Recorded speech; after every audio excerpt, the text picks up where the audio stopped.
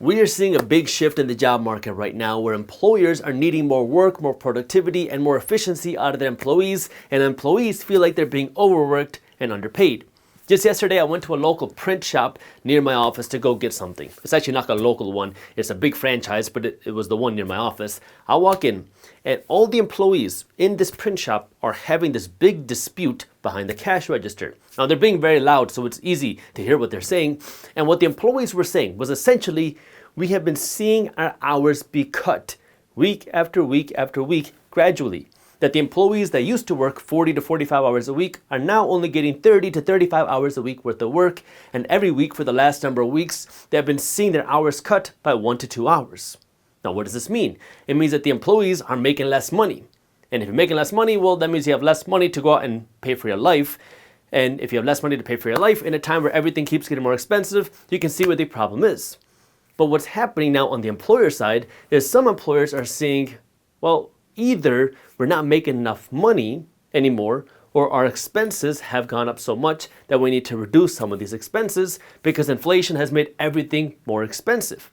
And we're starting to see this big kind of butting of heads between employers and employees. Now, there's always been some contention between employers and employees, but for the last number of years, we've seen a lot of power go to the hands of the employees because, well, all this money went into the economy.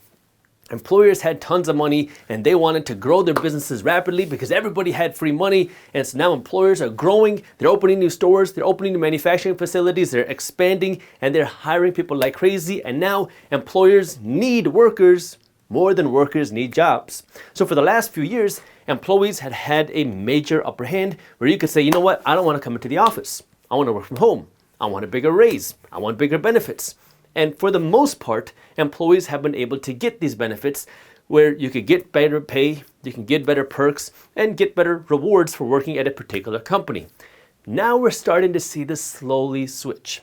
Now, of course, part of the reason for this is because of the higher interest rates, but we're seeing this happen in real time right now, where you're starting to see that switch in the employer model, where employers are now being much pickier when they hire employees. They're demanding more work from employees, and they're not paying out as many bonuses and perks as they were before. In fact, you're seeing some companies actually reduce some of their bonuses, perks, and even salaries because, well, the economy is starting to change. And so what we saw over the last few years is that employees had the upper hand.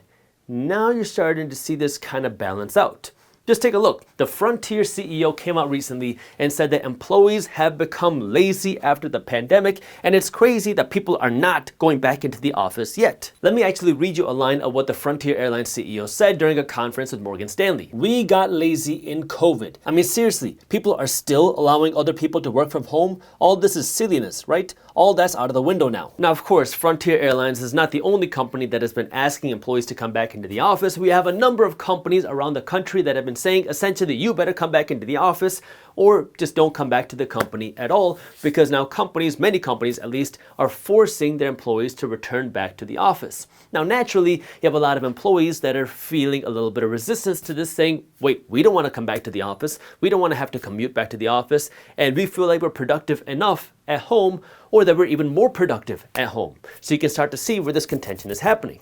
Well, the problem is we are entering a time where we're seeing that change in the economy. We're seeing some companies see slower sales. We're seeing some slowdown in growth. And so when you are a company or the executives of a company and your job is to increase profitability, increase sales, and increase the value of the company, you want to make sure that your team is being as productive as possible. And at the end of the day, if you are the executive of a company, your job is to make sure that your company is making the most money. Period, right? That's what a company does. And so now, when you're looking at the numbers and you're saying, okay, our expenses are rising due to inflation because the cost of everything, not just for consumers, but also for businesses, everything is more expensive. Not to mention the fact that our labor costs are also higher because companies are paying way higher salaries today than they were 3 years ago, thank you to inflation. And so now companies are saying, well, our expenses are higher and our revenues are not potentially growing fast enough. And if our revenues are not growing fast enough, we need to grow our revenues faster. And this is coming at a time where we're seeing that slowdown in the economy. And this is why you're seeing a lot of employers say, we need people to be more productive. We need people to be more creative. We need people to put in more effort. We need people to put in more hours. So let's get people back into the office where we have a little bit more control and where we can also foster more creative growth. Because if people are working from home, sometimes you have to wait longer to get somebody's response. Sometimes the meetings are not as productive. Sometimes somebody's internet's not working. Sometimes things just don't go as well.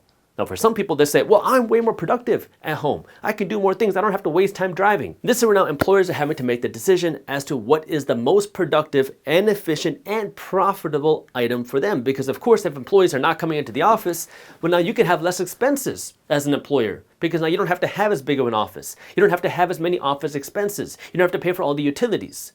But if a company feels like people are more productive in the office, now you have higher office expenses, but you would hope now that you're going to be able to drive more revenue and more profits because people are being more productive in the company, in the office.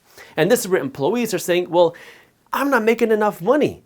This is tough because the cost of living is rising so quickly and the salary that I'm getting is not justifying me to either continue working here or it's making it harder for me to survive. And this is a big dilemma. And the reason why this is such a big dilemma is because employers are struggling to pay some of their employees more because some of them are struggling to make more money. Now, of course, this is not a universal statement. Some companies are making more money, some companies are making less money, but what we're seeing across the board is that we are seeing kind of a slowdown in growth across the country, across the economy.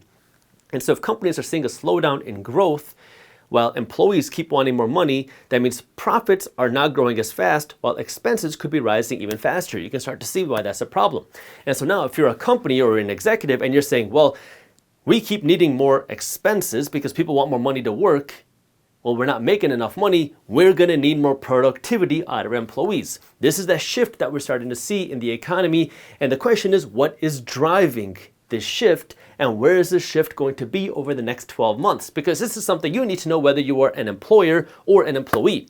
Now, we've been covering this in Market Briefs. Market Briefs is my free financial newsletter. If you have not joined Market Briefs yet, it is a free and easy way for you to stay up to date on what's happening in things like the housing market, the economy, the stock market, the crypto market, and the global economy. You can read Market Briefs in less than 5 minutes every morning, and it's completely free. So if you have not joined Market Briefs, I got the link for you down in the description below, where you can go to briefs.co/market. Now, why are we seeing this big shift in the economy? Because all the free money that we have been seeing enter our economy in 2020, 2021, and 2022 is now going away. In March of 2022, the Federal Reserve Bank started raising interest rates. What did that do? That made money a little bit more expensive, and that started to pull all this free money out of the economy. It started to do that. Now, here we are in 2023, and it doesn't look like the Federal Reserve Bank is done raising interest rates yet, even though we have seen the fastest run-up in interest rates since the early 1980s. And so now we are seeing the highest interest rates in more than 2 decades. We are seeing the fastest growth in interest rates in more than 4 decades. And now it doesn't look like the higher interest rates are going away anytime soon because, well, the Federal Reserve Bank has been working to raise interest rates to cool down inflation. And over the last few months, we have not been seeing inflation fall. In fact, we have been seeing inflation rise and accelerate faster. You can see why that poses a problem for the Federal Reserve Bank because now here we have the situation. Employees feel like they're not making enough money because the cost of living is growing faster than wages. Employers are not making enough money because, well, spending is slowing. Economic growth is slowing and their costs are rising. And so now employers need more work. Employees are stuck saying, we need more money. Employers are struggling to pay out sometimes higher salaries. Employees are saying, I can't afford to keep funding my lifestyle. And so this is that dilemma now that the Federal Reserve Bank is working to solve, and they don't want to see an economic slowdown. However, the problem is raising interest rates have consequences. But high inflation also has consequences.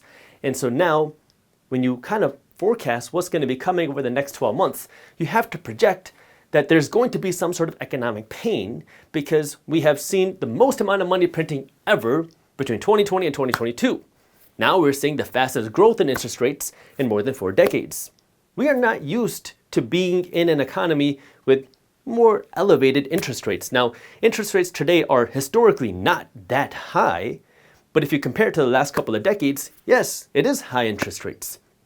And so now we're starting to see this dilemma start to develop. It hasn't fully hit the market's full force yet, but you're starting to see it develop in more and more places. I've been seeing it more and more places in different stores that I go to, whether it's in Michigan, whether it's in New York, whether it's in California.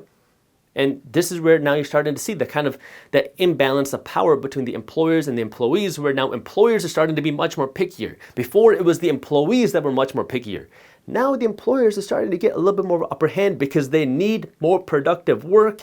And if you're not willing to do that work, well, they might be willing to let you go because they're already looking for ways to cut their expenses. So what I want you to understand is this shift is happening. We are seeing a shift in the economy, period. Why is this shift happening? Well, you can go back to what the Federal Reserve Bank has been doing. I've covered that in many videos. You can watch that on my channel if you want to learn more about the ins and outs of inflation and what has caused this economic situation that we are in right now. However, the reality is we are in this situation. The Federal Reserve Bank is going to be continuing to fight inflation. That has more impacts on the economy at a time where inflation is still hot.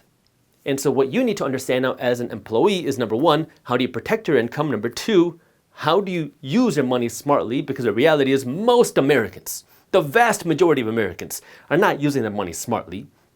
So there are ways to use your income better. And number three is, how do you protect and grow real wealth? This is what financial education is all about. Because what most people do is they rely on their salary to become wealthy. That if I make more money, I can have a bigger car. If I make more money, I can have a bigger home. If I make more money, I can have better vacations. That's not what wealthy people want to do. Wealthy people want more money. That way they can buy more investments, because then these investments will pay for their lifestyle. You don't need a ton of money to start doing this. You can start doing this with as little as $100. But the reality is you have to start understanding how investing works and how to be more financially educated. On the employer side, the reality is pretty much every employer across the country is going to need more productive work out of employees. And most employers need their employees to be more creative. Now, it depends on the company. Some companies can run just fine remotely. Some companies need more creative juice. If you're working for a startup, if you're working for more of an edgy growth type company, yeah, people need to be together because that's how you collaborate. That's how you come up with ideas. That's how you can work together long hours and come up with better things to do. That's what every startup has done in the past. So if you're working for a startup or a growth or one of these edgy type of companies, you can see why there's value in coming into the office. If you're working for more of an established company where all you're doing is really just putting this into this and you're just plugging numbers into an Excel spreadsheet, then it doesn't really matter who you're talking to. It doesn't really matter how your collaborations happen. But that's where now some companies feel like it might be better for you to come in, and it really just depends on what the company is. So you kind of want to start putting yourself into the shoes of your employer, because now employers are looking at where the economy is today and where the economy is going to be in 12 and 24 months. And now they're trying to protect themselves and grow themselves. That way they're not in a position of potential pain if the economy continues to slow. So what does this mean? Well, number one, 2023 is not the year for you to go out and finance a new truck. I've been saying this a lot now, but the reason why is because this is the time for you to get financially smart and financially educated. But then number two, understand what's going on, not just on the employee side, but also the employer side, because that's going to help you make better decisions for yourself. When I first started learning about entrepreneurship and I first started seeing success in entrepreneurship, this is years ago now, I was so obsessed and I was so excited because I finally, for the first time, started making decent money. And if you want to quantify decent money, it was probably $200,000 or $300,000 a year as an entrepreneur from my own